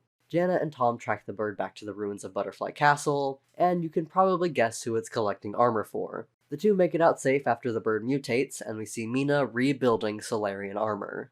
12B is another spell episode, which was a bold choice to put in the middle of Season 4. You'll see why soon if you don't already know. We learn every queen's spells has a room in the wand dimension, and Eclipsas are hunting down a dangerous spell with no name that destroys everything and everyone it touches. When their first plan doesn't work, the spells decide they have to blow up the whole wand dimension. Thankfully, Narwhal is able to use his echolocation to track down the spell and capture it. In episode 13A, Marco invites Tom to an annual Dragon Cycle competition with his club, even though Tom has never ridden one before. Marco spends some time teaching him how to develop trust with his cycle. When Tom thanks him for being willing to do this instead of spending time with Kelly, he shares that he broke up with his breakup buddy off-screen. Then, immediately after, this happens. Oh, the lovebirds finally show up. Hey, careful, Tom. Being breakup buddies isn't all it's cracked up to be. Okay, you see what I mean? Like, you can interpret this as an extension of the bromance bit in Season 2, but they don't play it as a bit here. If Star or any other girl was in this scene with Marco, the intention would be obvious. At the very least, you are supposed to believe Tom and Marco are a reasonable pairing just like Marco and Kelly. But with the added context of Tom and Star's relationship, it just makes the love triangle feel a bit suspicious. The last part of the race is a challenge jump where you get punched by a giant fist if you fail. Tom wants to do it to prove he's cool, like Marco, but Marco tells him he should just do what he wants. He lets his dragon cycle be free, does the jump on his own, and gets punched. Fun episode. It drives me insane. In 13B, due to a hint from Glossaric, Star realizes her Book of Spells piece is missing. Then we see what appears to be a flashback, as Eclipsa's on a secret date with Globgor. They sing a cute duet together, and we learn Eclipsa has actually entered Globgor's mind to see him. She reveals she has a spell from her mother to free Globgor, but he tells her not to use it yet, to wait when the kingdom is ready for him. When Eclipsa returns from his mind, Star confronts her about stealing. She tells Eclipsa once again she needs to care about what her people think more, and when she makes the excuse that they haven't even given her a coronation, Star says she'll give her a coronation, so there is no more doubt about her status as queen. Episode 14 brings us straight to the coronation. As Marco and Janna hand out invitations across Muni, Star and Tom invite her mother and learn about the Mumin village that has grown around her. Star does her best to convince her mom to come, and she does end up going for Star. Once everything goes well, Star believes she can finally move on from royalty, and Tom suggests they go on a trip together. But when Star goes to see if Eclipsa is ready, she finds Globgor's crystal is empty. On stage, Eclipsa announces Globgor has escaped and tells everyone to evacuate, but the High Commission instead puts the place on lockdown. Star's not sure who's responsible, but she goes to find Globgor and stop him before he hurts anyone. Globgor runs from Star at first, but they're able to talk. His plan was to run away before the mutants knew he escaped, so they wouldn't take it out on his family. When Star sees Globgor isn't a threat, she comes up with a plan. Marco has been hosting a talent show to keep everyone distracted, and he performs with Tom the same love sentence song they sang together in Season 2. Whatever, it's cute. Too little, too late. I like this. At the end of their performance, Star comes out of a portal and brings Globgor to the stage. Nice job, Eclipsa. I get it now. Star tries to convince everyone Globgor is chill, but when the High Commission takes over and decides to freeze Eclipsa again, the Mumins watch as Globgor and the High Commission fight. Meteora dips down to break her locks, thank you Glossaric, and when she wanders into the fight, Globgor stops everything to make sure she's okay. He tells them to just put him back in the crystal, but it's then Star realizes the only person who has motive to free Globgor today was Romulus. Romulus admits it, and the rest of the Commission take him away. When Globgor still believes he won't be accepted, Eclipsa leaves the decision for him to stay or go up to her citizens, and they decide to give Globgor a chance. A few cute family group hugs are shared, and Eclipsa sings her coronation song, an altered version of the love song she sang last episode. Link in the description, it's very cute. The end of the episode reminds us that Mina is still plotting something. This episode's so sweet. Since we already got such a big fight with Meteora, I like the decision to twist expectations a bit and allow Globgor the room to show he means no harm, despite absolutely having the right to hold a grudge for what was done to him. Some people think this is around where the show should have ended, that the Mina plot and everything that comes with it was unnecessary. And while I understand where they're coming from, I disagree. I think there's been enough setup throughout the show to suggest this ending would be too politically simple. AKA, maybe you can't fix all the problems of a colonial monarchy with a better queen, but that's a big thing to address with what little time we have left. Can they stick the landing? Episode 15A begins with Marco packing to finally head back home to Earth, and Star trying to pick a dimension for a trip with Tom. Marco hugs them goodbye, and Star goes around saying goodbye to everyone else. When she gets through everyone, though, she seems to stall and decide they need to say goodbye to Doop Doop, Star's first spell. You can probably guess who he's voiced by just by looking at him. Oh, Star! When Tom confronts her about stalling, Star admits that, now that she's no longer princess and has all this freedom, she thinks she needs some time to figure out what she actually wants. Tom is upset, but does his best to respect her choice, and goes on his own trip. And of course, Star decides to go to the Diaz household. It's a good choice narratively to bring it full circle, and it makes sense Star would seek this familiarity right now, but damn, poor Tom. Also at the end of the episode, Star gets to meet Mariposa, Marco's baby sister. Why they decided to change her to be a girl, I have no idea. Episode 15B mentions that it's summer, meaning Marco was in fact on Muni for a whole school year. Most of this episode is just the gang seeing all the Earth characters again, while Marco tries to collect punches on his Britas Tacos loyalty card. At the end, we see Jackie for the first time since their breakup. Aw, who's this little lady? Looks like you've been busy. Well, she's not mine, She introduces Marco to Chloe, a girl she met studying abroad in France. The implication that this is Jackie's girlfriend is obvious. Marco checks in to see if they're cool after everything, as he feels he was a bad boyfriend. Jackie says they just weren't a good fit, but they can still be friends. Bye, Jackie! Now she's a special girl, Marco. Make sure you don't mess that one up. Stay amazing. Au revoir! I'm just glad Starverses broke the curse of cool girl love interests who would so obviously be queer in real life not being depicted as queer. In episode 16A, after finding her bathing suit, Star is convinced today is finally beach day, based on the future photo Father Time gave her. When they make it to the beach, Star finds she's lost the camera, but Marco convinces her to still make the most out of the day. Eventually, though, someone offers to take a picture of them, assuming they're a couple, and the beach day paradox is fulfilled. When Star realizes she doesn't feel completely happy, she goes to talk to Father Time. He reveals Star actually gave that photo to herself to keep being hopeful when times are tough. She's frustrated by this at first, but reflecting on how much it got her through, she gives it back to Father Time to actually fulfill the beach day paradox. This show sure does love its confusing paradoxes. Too bad the hardest times are still ahead. Oh, what was that? Nothing! 16B begins with a warning from Hekapoo that some bad stuff may be happening on Muni soon, and Marco should stay on Earth and not get involved. However, as Marco was babysitting Meteora and Mariposa, they accidentally leave a portal to the Never Zone open that the babies wander inside. Rosetta! You look so cool! Duh. Did you miss me? I'm sorry, who are you again? Marco and Star are able to track down the two girls, but it's difficult convincing the now teens to come back home. With the promise of good food and getting to grow up together again, they eventually agree. Okay, here we go. The beginning of the end. In 17A, Tom comes back from his trip and breaks up with Star, saying they're headed in different directions. Star asks if they'll still be friends, and Tom says that would be too painful for him. But don't worry, as Tom goes to head back to the underworld, his powers don't work. Star assumes it's because he's too emotional and tries to use her butterfly form to make a portal, but it doesn't work either. Love an excuse to make these two actually talk things out. After some awkwardness with the Diaz family and Tom getting upset, the two talk it out properly. Tom says he does still want to be friends with Star, but he doesn't think they should date anymore because... I feel like I should be dating someone who I could be best friends with. You already have one of those. A lot to unpack there, but let's finish the episode first. Marco comes home at just the right moment, and the two let him know they broke up. Tom says he's ready, they have a proper goodbye, and Tom's portal still doesn't work. In fact, Marco's scissors don't work either. Tom stays in Marco's room that night, but Star barges in when she realizes calls to Muni aren't going through. Okay, let's talk about this breakup.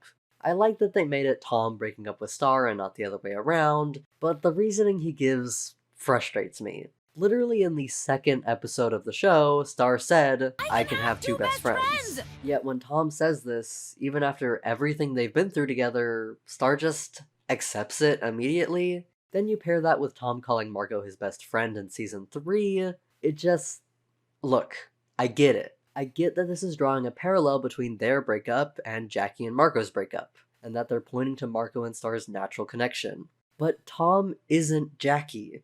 Jackie didn't get to fight wars with Star and Marco, didn't get involved in politics for them, didn't share multiple family group hugs with them. Jackie was friends with Star, but not even close to how Tom is friends with Marco and Star. This just doesn't work with him. They could have found another reason for Tom to break up with Star. There were reasons. The foundation for them getting back together in the first place was shaky at best. Either make this breakup make more sense or commit to the polycule! Sorry about that. That was maybe too much. It's not that bad. It's fine. Whatever. Episode 17B brings us to the next morning. Star realizes Jana might be the key to getting back to Muni, as she showed up at Muni without a portal. When Jana doesn't give answers over the phone, they wait for her at her house.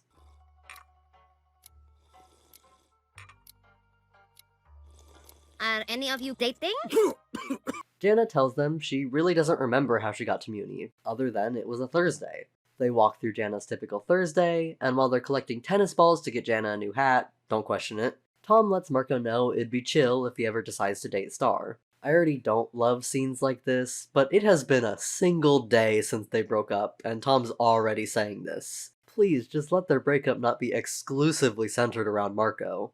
They go to Brita's Tacos, and Jana finally remembers what happened. In the back of the shop, they find an underground cellar with this mural depicting Mumin's arrival to Muni from the magic dimension, suggesting the first Mumins were just humans. Then they find a well that Star has actually seen before from the other side, as it's one of the waterfalls connecting places to the magic dimension.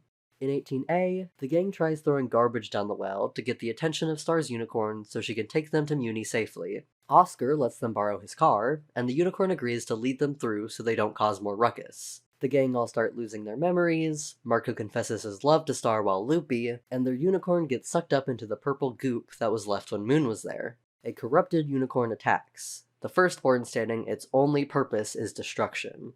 In the end, she zaps the four of them away. 18B begins with Marco waking up in the Mumin lit catcher. Marco finds his way out, but overhears Mina talking to the High Commission. Turns out it was Hekapu who shut down the portals, though she's starting to realize working with Mina is probably an awful idea. The last thing Marco sees is Mina entering the giant armor. Star, on the other hand, has woken up in Doop Doop's shack. When she sees explosions at Eclipse's temple, she goes to investigate, first running into her mom at the village, where they're building a giant wall. Moon tries to convince Star to stay there, but she needs to make sure Eclipse is okay. Jana wakes up in Meteora's room, where she encounters firsthand the Solarian warrior attacking. Eclipse gets people to safety while Globgor defends, but he's stricken by a weapon that suppresses his growing ability. They fall back, and Eclipsa explains the Solarian super warriors were created to commit literal genocide against all monsters, though their powers make them unstable. Globgor and Janna go into hiding, while Eclipsa fights the warrior on her own.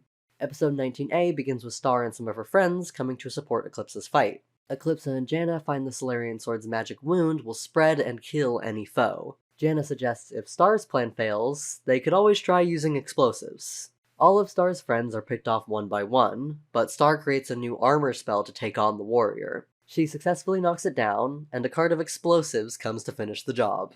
Except it's still not enough. When the warrior nearly kills Star, Eclipsa casts the spell with no name, which we learn was one of Solaria's spells. It destroys the warrior and everything else in its path. Just as they think it's over, Marco finally makes it to Star. They hug, and he reveals that the warrior they were attacking wasn't Mina. There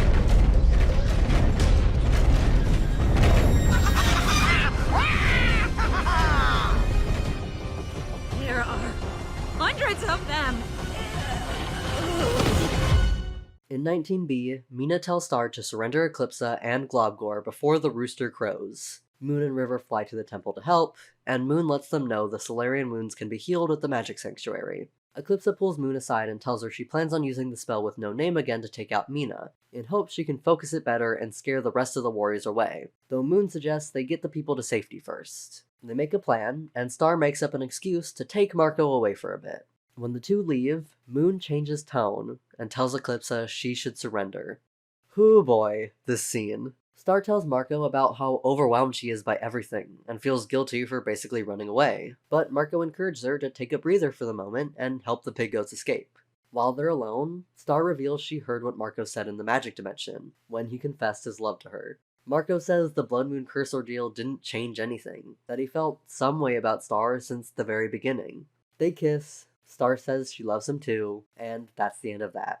Let me just say, I don't hate this scene at all. I actually like it, for the most part, but I didn't when I first saw it, and I've spent 6 years trying to figure out why. I thought for a while that I just didn't want them to get together, but as we've already explored, I'm fine with a Starco ending. And it's not for the reasons other people don't like this scene either. Some people feel like it was too forced into the episode, that it comes out of nowhere. I disagree. If we're working with the theme of agency, this works great. Let's walk through it. There is a war going on, the odds stacked against them. Star does what we've seen her do countless times. She runs away from the problem. Except when it comes to battles, we've seen she doesn't like to run and hide. So having her take this moment to admit she's overwhelmed, that she needs a moment to decompress, that's major character growth. Even calling back to what she learned from her dad in the Bog Beast episode. Then, now that she finally feels she has control over her surroundings, she stops running away from her feelings and creates this moment for Marco. I think this is much less forced than if they had a big confession in the middle of battle, or suddenly kissed at the very end. So what is my problem with it? Is it the sparkle eyes? They do bother me, but no, it's not with this scene at all. It's with everything that has come before it. After the Blood Moon Curse was lifted, there have been plenty of hints that Star and Marco still have feelings for each other, but let's look at these hints. Jackie tells Marco not to screw it up with Star. An old lady assumes that they're a couple on beach day. Tom assumes Marco still has feelings for Star and encourages him to go for it. So many times, both strangers and friends alike have pushed these two together, and as someone who's experienced something similar, it made me so frustrated that I didn't want them together. It ruins the agency. Here are the two options that would have fixed this scene for me. One is that they don't get together. They say, screw what everyone else says. They don't know us like that. We're best friends, and we love each other, and it doesn't need to be anything different. Or, and this is even easier to pull off, after the Blood Moon Curse is lifted, the show stops having other people tell them their feelings and lets them explore that space on their own. That's really all I need to make this scene finally hit for me. But we got a lot more finale to unpack, let's move on. When Star and Marco return, they find Moon and Eclipsa fighting. Eclipsa gives Moon the floor to explain. First of all, this did not go down the way I intended. What do you mean, intended? Are you working for Mina? No.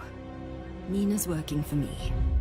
Say what you will about the finale, but at the very least, I love this decision. While Moon has had the opportunity to change her worldview, she has surrounded herself with humans who hate monsters, who hate Eclipse's reign, who feel their home has been taken from them. She declines Mina's offer at first, she supports her daughter at first, but it's when Mina tells her she's failing her people, that she's failing her duty as queen, of course that gets to her. As reasonable as Moon tries to be, this was an inevitable betrayal and I love it. Alright, 3 more episodes left. If you haven't seen Star Vs, try to guess how it ends and see how close you get.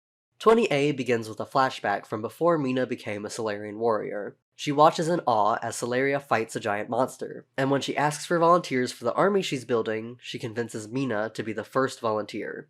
Back in the present, Star lashes out in anger. Moon explains she convinced Mina from doing far worse, and is trying to offer Eclipse a deal. If Moon is given back the kingdom, she will take Globgor to the sanctuary for healing, call off the warriors that she created, and let Eclipse's family go into exile, which is fucked up on so many levels. And much to Star's dismay, Eclipse agrees. Moon tries to explain she never told the warriors to attack monster civilians, but that is not going to change Star's mind. Mina comes to collect Eclipse, and obviously things do not go according to Moon's plan, as Mina wants Eclipse's family and every monster in Muni dead. Moon tries to revoke the warriors' powers, but it doesn't work because they pledged loyalty to Solaria, not Moon. Just as Mina is about to strike them down, Hekapu creates a portal underneath them. Mina searches the castle, and thankfully River is able to hide Globgor. In 20B, Hekapu takes the gang to hide out in the tavern at the end of the multiverse. While Star storms away angry at her mother, Eclipse thanks Moon for freeing her husband, assuming correctly that she was the one who had Romulus free him. Meanwhile, River rushes to get Globgor to the magic sanctuary, and Janna watches a man explode and die.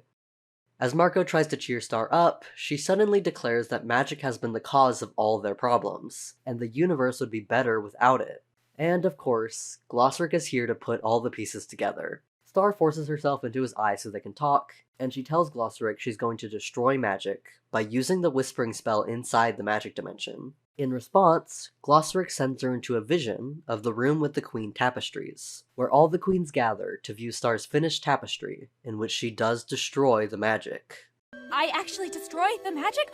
So my temper tantrum was right all along! However, she realizes Marco isn't in the tapestry, because he would be sent back to Earth with no portal to get back. But the tapestry's already finished. She is going to destroy the magic. I guess this means Toffee was right. Surprise! Gosh, we'll talk about it at the end, but this is the exact moment the finale failed me. Now, it's finally time for the last episode of Star vs. the Forces of Evil. Season 4, Episode 21, the 77th episode overall, Cleaved. Every time I rewatch the show, every time I get to this episode, I feel the same thing. I can't do this. I'm not ready to let this show go again. That's why I'm making this video. Let's let go of this together. Star tells everyone the plan and has Hekapu reopen the portals. Though she knows it'll kill her, Hekapu actually agrees with Star's conclusion. Eclipse tries to suggest they all go fight Mina together, but Star knows what needs to be done. Her and Marco go into the magic together, Marco taking the wand in case he needs it. Star tries to cast the whispering spell, and when she starts to lose focus, Marco realizes the pudding Glossric gave him, the pudding Glossric has been eating since Season 1, keeps their mind clear in the magic, which is hilarious, no notes. Hey, if you're like me, you've probably been wondering, where the hell has Tom been? Well, turns out, he never got zapped back from the magic. He's been there the whole time, and is now corrupted like the unicorns. Why do they do this to my boy? Marco says he'll deal with Tom, while Star tries to destroy the magic. Star starts using the whispering spell, and we finally hear the words of the spell. Break the bond, tear the fabric, cleave the stone, stop the magic. But it doesn't work. That's when Moon and Eclipse find her. Moon says she's right, that the Age of Queens and magic needs to end, and they can do it together. While Marco is fighting Tom, he comes up with his own spells, which is cool, but wish we could have explored that before the finale. He's able to get pudding into Tom's mouth, but is fully stabbed through by the unicorn's horn. Marco zips up his hoodie to hide the stab wound, and when the unicorn goes after Star, the two follow. The three queens, and Meteora, cast the whispering spell together. Eclipse gets to experience butterfly form for the first time, since she never learned wandless magic, And Meteora does too, which you're not supposed to be able to without puberty, but whatever. Special Glossric privileges. As the four cast the spell, the soul of all the past queens surround them. Say what you will about this ending, this scene is awesome. Back on Muni, River makes it to the sanctuary only for Mina to find them. She breaks in and hears the whispering spell being cast, leading her to dive into the well, into the magic. She sees Celeria with the queens, but when Mina is attacked by the unicorn and calls for help, Celeria does nothing but turn her head away. The unicorn then goes to attack the queens, but Tom and Marco have it handled. Tom, you're all right. And Marco, you just flipped a horse.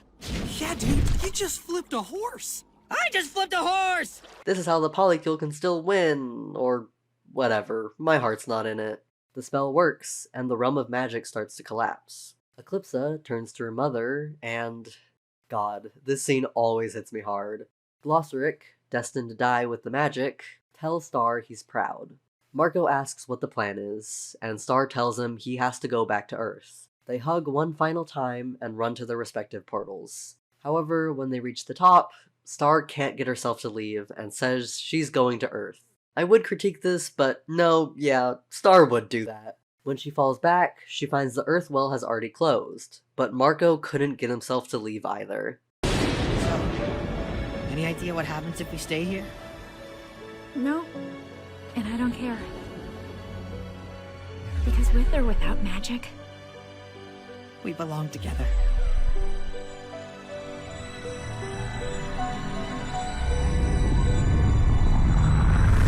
Star wakes up at the now destroyed sanctuary, her cheek marks gone. She mourns the loss of Marco with her mom, but gets to see her plan working and the monster safe. We see that Mina survived, and while Moon offers the same help she once offered Ludo, she leaves, saying even if they get rid of her, her ideas will stick around. Star forgives her mom for what she's done, and she goes to check on her friends. We see Ponyhead, still floating, so I guess that's not magic. To cheer Star up, Pony tells her that all the friends she's lost are going to be okay. Kelly will continue to battle with her dog friend, the Magic Commission are dead, and Tom's from Muni, so he's still here. Tom! Here we go again. Okay, my heart's back in it now. This is how the polycule can still win! Tom takes her outside where a mysterious portal is. Back on Earth, Marco and Jana are both okay, and when Marco tells her what happened, Jana cheers him up, saying at least he still has her as a friend, which Marco is surprised by, and it's just a really cute scene. I love Jana. Then, Marco sees the portal too. I know how to drop my pulse to 0, but only for 60 seconds. Run! Marco and Star both run towards the portal, only to have it explode and disappear. However, when Marco looks up, he sees the impossible. Earth and Muni, cleaved together. Star and Marco face each other once again, and it's up to us to imagine what happens next. Hey. Hi.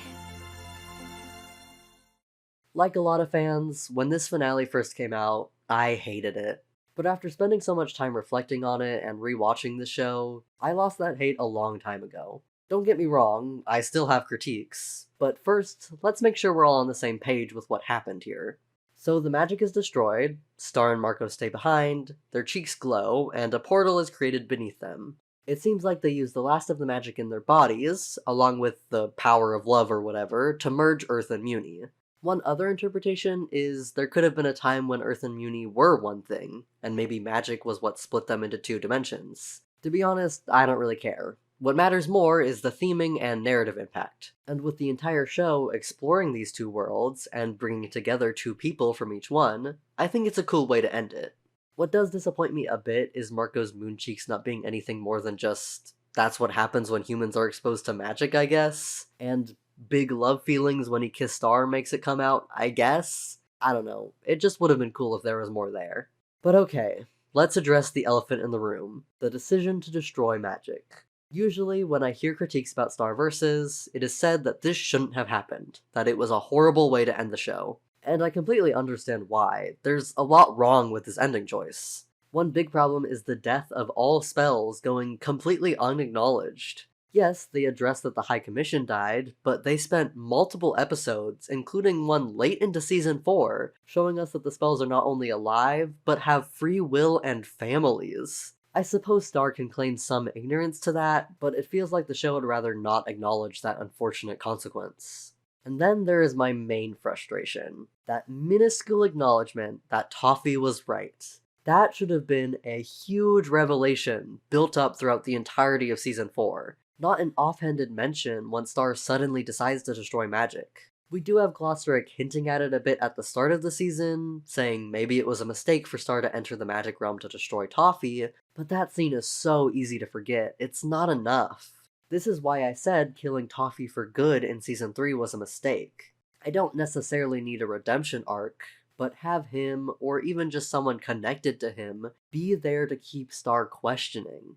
Let Star's decision to destroy magic develop more explicitly throughout the season, and even more importantly, have monsters play a larger role in the dismantling of their oppressors. I love the scene with the queens, but someone who fully represents the monster people should have played a more active role here. But despite these complaints, you won't hear me saying destroying magic was the wrong narrative call. Because I think the fans were wrong. I think it makes sense.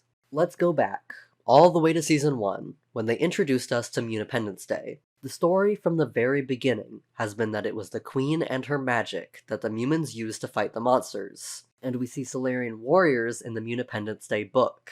Mumins celebrate the day Solaria committed a genocide with the powers bestowed upon her by birth. As Moon says in the ending, it's time for the era of queens and magic to end. It is both a literal and a symbolic gesture of dismantling systems of oppression, destroying a centuries-long legacy of colonial genocide. That is a crazy powerful thing to depict in a children's show, even if the execution wasn't perfect. Were there other options? Yeah, absolutely. Another Disney show that comes to mind is The Owl House, which depicts the control of magic as a metaphorical tool for colonialism and other authoritative structures. It is the use of wild, free magic that, spoilers, the Boiling Isles is freed from its tyrannical, genocidal ruler. I do think something similar could have been done with Star Versus. With a depiction of magic in the sea, they could have done it so magic was once available to everyone, a public source used by monsters of Muni only to be taken by the Queen's rule, then brought back to the people by Star's actions. It would have made Glossaryck's whole deal even more confusing, but it could have worked, and I don't blame you if you would have rather had that ending. But for me, even if the execution drives me kinda mad, I've grown to be happy with the ending we got. And I'm happy to no longer feel like one of my favorite shows was ruined. If you still hate the ending, more power to you, but I hope I was at least able to give you a new perspective on it. And there's that feeling again. I've spent so long thinking about Star Versus, picking apart everything I love about it, everything I hate about it, and everything I still want out of these characters. And now that I finally feel I've figured it all out, got to put my thoughts into words, I still don't want to let go. Star vs. the Forces of Evil comes from a golden age of story-driven cartoons. Gravity Falls, Adventure Time, Steven Universe, and many more. Funny thing, Star vs. is not even my favorite on that list at all, but it's the one I revisit the most. The one that sticks in my head, and whose characters I obsess over. For the longest time, I thought it was because of its dissatisfying ending that I latched onto it. Yet even now, after making my peace with the finale, I still feel this way. It took me a bit, but I think I figured out why. Out of those shows I've mentioned, Star vs. feels like it wasn't graced with a legacy. So few people talk about it. Its fandom basically died shortly after the finale aired, and I've just been left with this festering energy for 6 years. I just don't get it. Other shows with badly received finales still have dedicated fan bases to this day. I can't be the only one who wants to honor this show, right? To preserve its legacy as an entertaining and politically distinguished take on both the magical girl and animated princess genre, to continue to love these characters, I really have no right to complain. I haven't even read any of the supplementary material. Fake fan, am I right? But more than anything, this is why I made this video. Not just to convince people Star vs. is worth revisiting, not just to convince people the ending isn't as bad as they thought it was, but to encourage people to care again. Please, make fan art, write fanfic, do whatever you want to do. I know it's unlikely this one retrospective could revive a fandom, but even if just a small handful of people are inspired to create, to show some love to the show again, that would mean the world to me. And by all means, send me your creations. Here are my socials, I'll link them in the description. God, email me if you must. Just Show me I'm not the only one who believes Star vs. deserves to be loved. Flaws and all. I can finally let go of the many things I once hated about this show, and I hope I was able to help you do the same. Now tell me I don't have to let go of the things I love about it, too.